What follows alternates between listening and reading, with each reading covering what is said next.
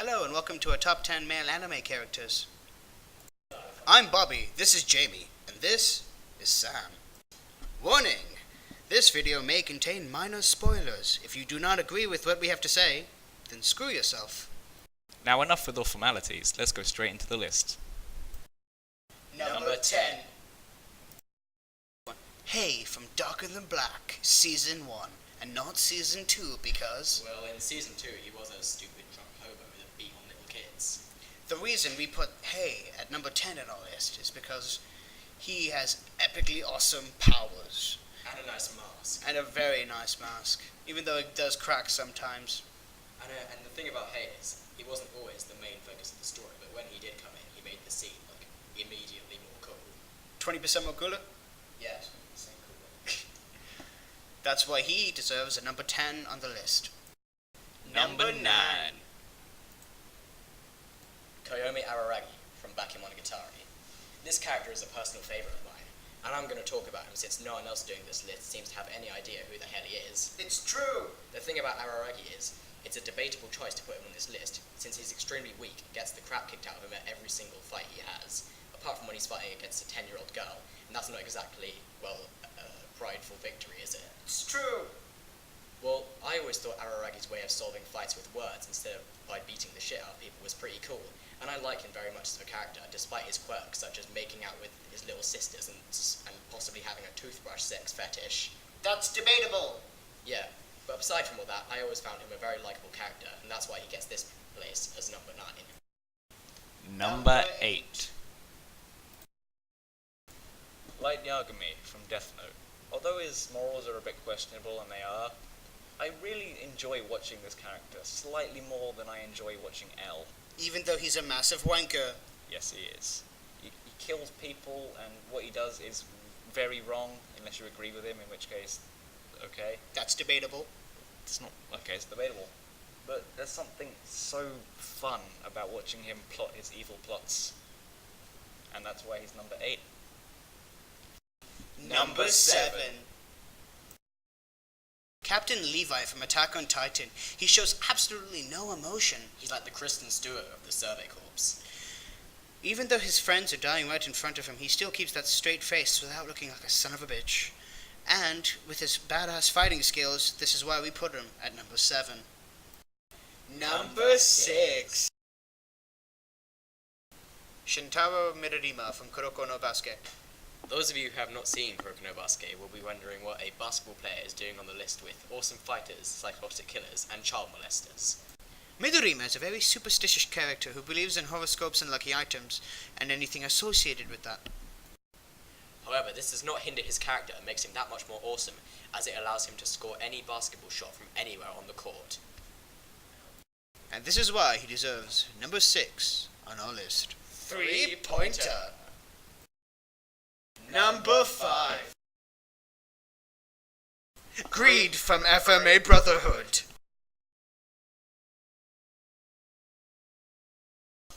Greed is actually my favourite homunculus out of all of them, just above my second favourite, Envy, although some people would disagree with that. This is partly because of his awesome powers and his breathtakingly evil personality. Greed is the embodiment of anything you ever wanted. Money, sex, women, power, status. Basically, anything you want and more. And as for his powers, if the ability to transform any part of your body you want into an ultimate shield isn't cool enough, you should see how awesome his fully transformed version looks. And this is why he's number 5 on our list. Number 4. Alucard from Hellsing Ultimate. There have been many different variations on what vampires are throughout the many years, but I think Alucard is what a vampire truly is. A cool, psychotic killer rather than a shiny disco ball. The reason we showed Alucard from Hellsing Ultimate rather than the original Hellsing series is because Hellsing Ultimate followed the manga. And while that is not necessarily always a good thing, we believe the Ultimate story had a lot more depth and better written storylines than the original. His awesome powers, coupled with just how awesome he looks while using them, are why we put him as number 4. Number 3. Spike Spiegel from Cowboy Bebop. Now, at the time, good English jobs were a hard thing to come by, but Cowboy Bebop is that exception. Steve Blum perfectly portrays Spike Spiegel, a fun, narcissistic, and a bit of a badass character. The definition of a badass is the epitome of the Martian male. He radiates confidence in everything he does, whether it's ordering a drink, buying a set of wheels, or dealing with a woman. He's slow to anger and brutally efficient when fighting back. This is why Spike Spiegel is number 3 on our list. Number 2. Claire Stanfield from Baccano. Baccano is quite an underrated anime, so for the many people who haven't seen this, you may be wondering what this stupid ginger is doing on our list. But for the people who have seen Baccano, you'll probably have an idea why he's at number 2.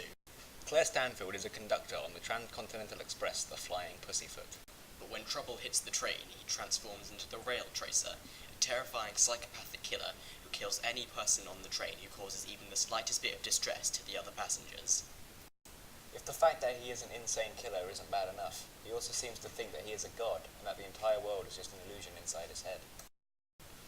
You'll probably think this results in him being a really annoying, arrogant character, but to be honest, it just adds to his cool factor. On top of that, he has awesome acrobatic fighting skills, which allow him to completely dismember his opponents using the speed of the train. And this is why we put him at number 2 on our list. Number 1. Shizuo Hirojima and Izaya Orihara from Durarara. Now the reason we chose 2 characters instead of 1 is because these 2 characters work really well together on screen, but we'll get to that later. Right now we'll be talking about these characters individually. I don't like violence is Shizuo Hirojima's catchphrase. He is a bartender / debt collector in Tokyo's Ikebukuro district. Despite saying he doesn't like violence, he seems to get into an extremely large amount of fights with other people. This is because he completely lacks the ability to control his anger. Shizuo first discovered his ability to exceed human limits when his younger brother decided to eat one of Shizuo's snacks, causing him to attempt to throw a fridge at him. However, his bones broke in the process, causing him to go to hospital. However, every time his bones broke, they healed and strengthened, until eventually he could use his abilities without any consequences. Despite Shizuo being an extremely violent person, you still feel an emotional attachment to the character and sympathize with his situation. Despite all this, the main reason he is 1 on this list is because of how awesome he is, and that is something that cannot really be explained. And now the opposite end of the spectrum, Izaya Orihara, or more commonly referred to as the arsehole. Now a lot of people don't like Izaya, and for obvious reasons. I can see why people would have a strong dislike for his character, however I always thought he was really interesting and fun to watch. One of the reasons I think Izaya is so fun and interesting to watch is because of his extremely strong philosophical ideas, and the way that he can talk down to and humiliate someone so much that they might even want to kill themselves. Some people might find this a bit weird, and really hate him for doing this, but I always thought it was pretty awesome. Now we're going to be talking about why they work well together. Shizuo and Izaya first met in high school and they had an instant hatred for each other. However, rather than it being a generic shonen anime rivalry where they eventually became friends, Naruto. They just really hate each other's guts, and every time one runs into the other, they start trying to kill each other.